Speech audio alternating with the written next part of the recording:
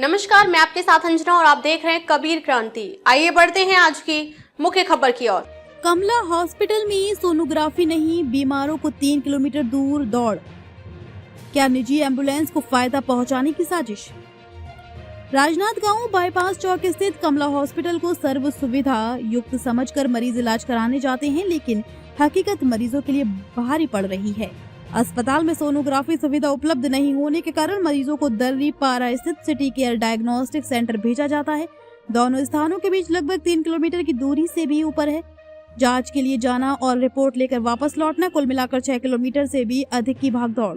भीषण गर्मी में जब मरीज पहले से बीमारी से जूझ रहा हो, ये दूरी किसी सजा से कम नहीं।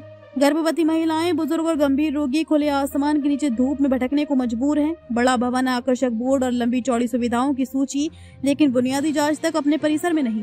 सबसे बड़ा सवाल ये उठ रहा है कि क्या ये व्यवस्था महज लापरवाही है या फिर इसके पीछे कोई और मंशा। स्थानीय स्तर पर चर्चा है कि बाहर भेजे जाने वाले मरीजों के लिए निजी एम्बुलेंस की सेवाएं सक्रिय रहती हैं।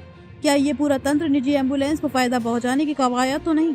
यदि ऐसा है तो ये बेहद गंभीर मामला है, जिसकी निष्पक्ष जांच जरूरी। Clinical establishments registration and regulation act 2010 के तहत पंजीकृत अस्पतालों को अपनी घोषित सेवाओं के अनुरूप बुनियादी सुविधाएं उपलब्ध कराना अनिवार्य है। यदि अस्पताल गंभीर रोगों के उपचार का दावा करता है तो आवश्यक डायग्नोस्टिक सुविधा का अभाव नियमों की मंशा के विपरीत माना जा सकता है। वहीं कंज्यूमर प्रोटेक्शन एक्ट 2019 के प्रावधानों के अनुसार भ्रामक विज्ञापन और अधूरी जानकारी देना अनुचित व्यापार व्यवहार की श्रेणी में आ सकता है। यदि मरीज को ये विश्वास दिलाया जाता है कि सभी जांच एक ही परिसर में होगी, लेकिन उसे बाहर भटकना पड़े, तो ये पारदर्शिता पर सीधा सवाल है। स्वास्थ्य विभाग के दिशा निर्देश स्पष्ट कहते हैं कि संवेदनशील और आपात मरीजों को अनावश्यक रेफरल से बचाया जाए।